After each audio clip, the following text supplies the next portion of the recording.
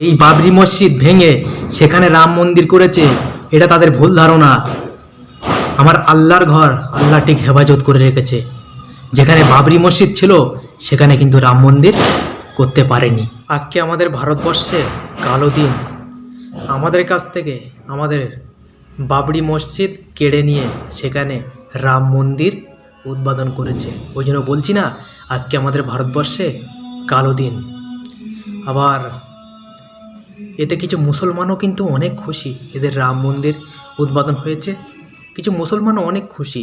হুগলি জেলার আরামবাগ থেকে একটি ইউটিউবার গেছে, আমি তার নাম বলবো না, আপনারা নিশ্চয়ই বুঝতে পেরেছেন যে আমি কার কথা বলছি। আরামবাগ থেকে একটা ইউটিউবার গেছে, সেখানে গিয়ে ভিডিও দেখাচ্ছে, চারি সাইডে দেখাচ্ছে, যে ভোজন হচ্ছে সেখানে গিয়েও দেখাচ্ছে।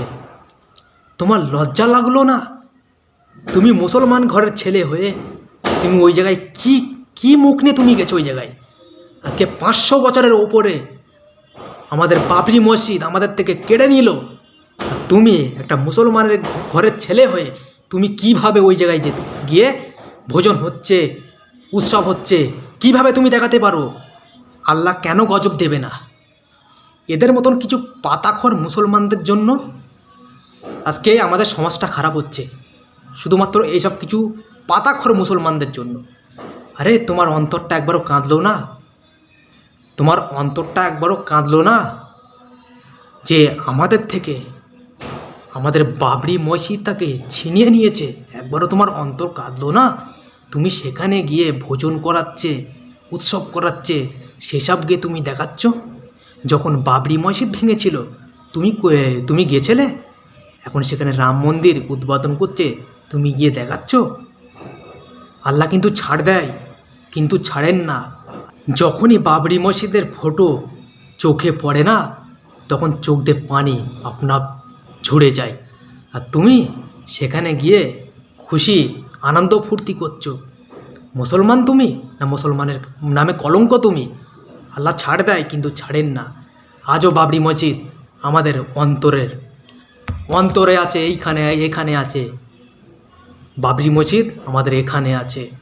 ওরে যারা ভাবছো যে বাবরি মসজিদ যেখানে ছিল সেই বাবরি মসজিদ ভেঙে সেখানে রাম মন্দির করেছে, এটা তাদের ভুল ধারণা। আমার আল্লাহর ঘর আল্লাহ ঠিক হেফাজত করে রেখেছে। যেখানে বাবরি মসজিদ ছিল সেখানে কিন্তু রাম মন্দির করতে পারেনি। সেই জায়গায় কারো ক্ষমতা নেই কোনো কিছু তৈরি করার, এটা আল্লাহর ক্ষমতা, আমাদের আল্লাহর ক্ষমতা দেখিয়ে দিয়েছে।